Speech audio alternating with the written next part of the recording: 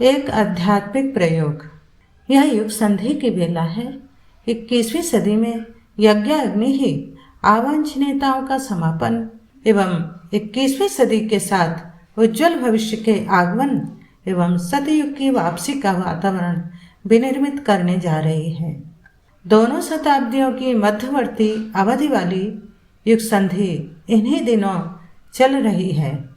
इस प्रयोजन के लिए जहाँ व्यवहारिक प्रत्यक्ष प्रयासों को क्रियान्वित किया जा रहा है, वहाँ 1 करोड़ याचकों द्वारा 1 लाख गायत्री यज्ञ इन्हीं दिनों संपन्न किए जा रहे हैं और आशा की जा रही है कि भागीरथी गंगा अवतरण जैसा अभिनव सुयोग एक बार फिर उतरेगा।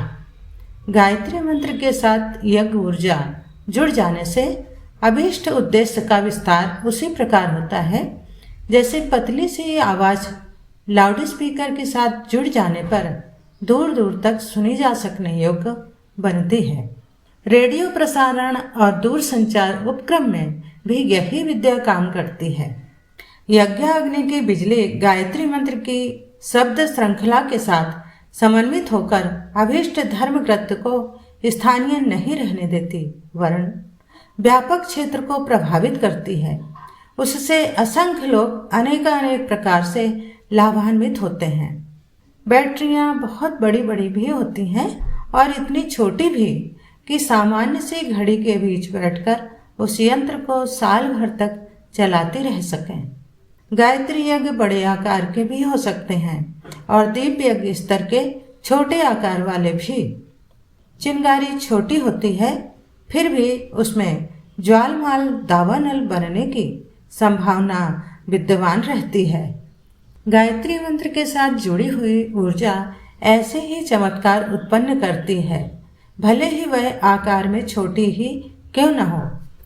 साधन सामग्री की महंगाई, लंबा समय और पुरोहितों की दान दक्षिणाओं का भार सहन न कर पाने की वर्तमान उपेक्षा को देखते हुए दीप यज्ञों के रूप में गायत्री मंत्र के अभिनव प्रयोग चल पड़े हैं और उनका प्रतिफल भी उच्च स्तरीय एवं व्यापक क्षेत्र को प्रभावित करते हुए देखा गया है।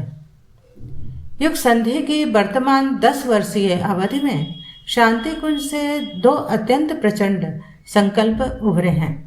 एक दीप यज्ञ माध्यम से 1 लाख सृजन साधक खड़े करना, दूसरा उभरे प्रयास में सहभागी बनने के लिए 1 करोड़ व्यक्तियों को जुटाना।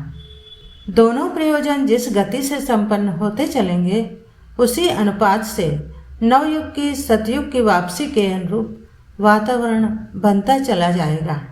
इसमें प्रयोग और प्रयास के सफल होने की संभावनाएं अभियान को आरंभ करते करते ही दिख पड़ रही हैं।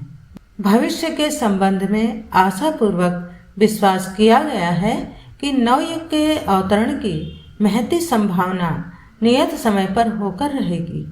पुरुषार्थ अपनी जगह है और परमार्थ अपनी जगह। दोनों के समन्वय से 1 और 1 के अंक बराबर रखने पर 2 नहीं वरन 11 बन जाता है।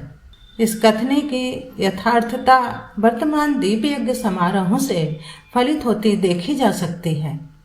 1 लाख संगठित आध्यात्मिक प्रयोग और 1 करोड़ व्यक्तियों द्वारा अपनाए गए सृजन पुरुषार्थ दोनों मिलकर नवयुग का अवतरण संभव बनाएं और उसे मत्स्य अवतार की तरह विश्वव्यापी बनाएं, तो इसमें किसी को भी आश्चर्य नहीं करना चाहिए। यह मान्यता सभी विचारशीलों एवं सभी युग मनुष्यों द्वारा स्वीकारी गई है कि इन दिनों व्यक्ति और समाज के सामने जो संकट और विग्रहों के घटाटोप छाए हुए हैं, उसका मुख्य कारण बुद्धि का भटकाव है। भ्रष्ट चिंतन से दुष्ट आचरण और उसके फलस्वरूप अनर्थों की बाढ़ आई हुई है। उसका निराकरण करने के लिए विचार क्रांति ही एकमात्र उपचार है। जनमानस को परिष्कृत किए बिना विग्रहों के अनेकानेक स्वरूपों का निराकरण संभव नहीं हो सकेगा। विचार क्रांति अपने युग की सबसे बड़ी आवश्यकता है। इसे संपन्न करने के लिए गायत्री यज्ञ में सन्निहित तत्वज्ञान जनमानस में प्रतिष्ठित किया जाना चाहिए। साथ ही यह भी आवश्यक है कि आदि शक्ति समग्र शक्ति के रूप में जानी जाने वाली गायत्री उपासना को भी प्रश्रय दिया जाए। यह पर्याप्त न होगा कि कुछ लोग उसकी कठोर तपश्चर्या संपन्न करके कर्तव्य की इतश्री कर लें, वरन आवश्यक यह भी है कि इसके साथ साथ जन जन की प्राण चेतना का समन्वय हो।